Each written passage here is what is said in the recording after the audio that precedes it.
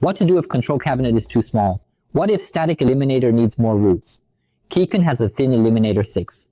The installation width of 2 mm can solve the above problem for you. This electrostatic device module can operate from 12 volts to 240 volts and is suitable for various types of industrial automation control systems. It has working indicator lights, reverse protection diodes, series diode rectifiers, and surge suppressors, etc. It is a super thin module 6.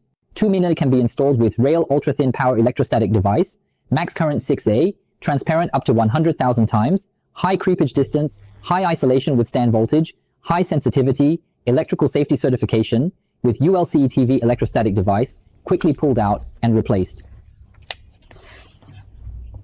At the same time, there is also a direct insertion type of screw terminal that can be installed with a quick plug-in bridge shorting piece. We can install and parallel install from this position. When using a quick shorting piece, it can provide convenient connection. The above is the introduction of Kacon's RXT series of electrostatic modules. Interested friends are welcome to leave a message in the comment section for discussion. We will reply in a timely manner. Thank you for watching. Goodbye.